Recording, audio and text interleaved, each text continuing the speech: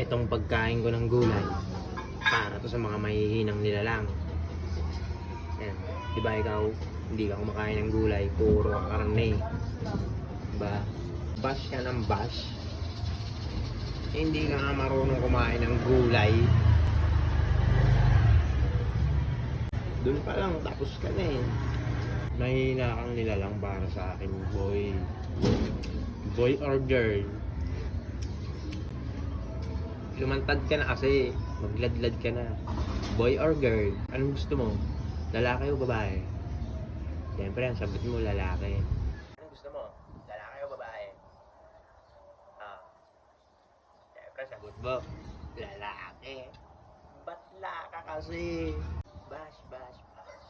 Bash, bash, bash. Kain tayo! Habang minamanood niya ako, kumakain din kayo. Oh, Mama Mimi, huwag ka dyan umarang sa camera. Ibablog ako eh. Inaasar nga natin yung mga basher. Mama Mimi? Kalabasa. Ang palinaw ng matayan. Sige na, matakot. Panis sa pusa namin kumakain ng gulay. Panis ng basher na to. Hindi ka kumakain ng gulay, kaya mahina kang nilalang. Yun o, bet. Langgunisa. We, langgunisa.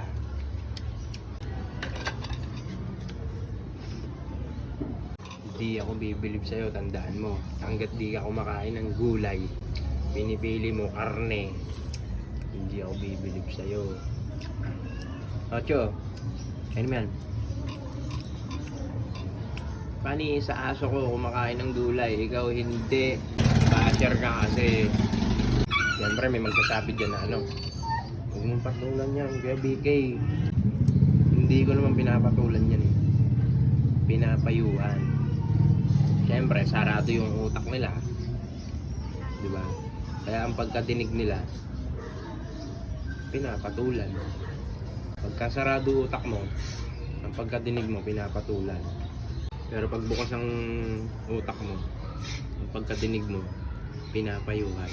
Okay? Kumain ka ng gulay, basher. Ayan, para bumilib ako sa iyo. Puro ka karne. Diba?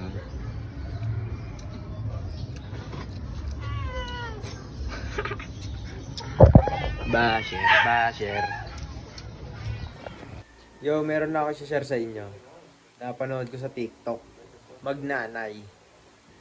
Tinatanong ng anak, Ma, ano masasabi mo sa mga basher?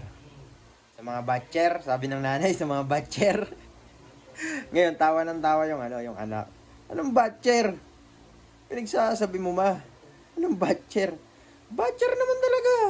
Sabi ng nanay, batcher naman talaga ang tawag doon ah. Ano bang tawag doon? Sabi ng nanay. Tawa naman niya yun ng tawa yung anak. Batcher ang wala. Ano yun, ma? Sabi, batcher. Hindi batcher. Basher. Kaya nga, sabi ng nanay. Kaya nga, batcher. Para sa akin, tama yung nanay doon. Batcher naman talaga yung mga basher eh. Diba? Kada post mo, ibabash ka. Babalik-balikan ka. Diba? Kada post mo, babalik. Diba? Yung kalapati, ganun eh. Ihahagis mo, babalik sa'yo. Ganun yun. Maghahagis ka ng content, ipopost mo, ganun, halimbawa, diba? Tapos ngayon, nandyan na naman yung mga basher. Kaya para sa akin, yung nanay, tama doon. Tama yun, yung nanay niya. Batcher, yung mga basher. Okay? Yun lang.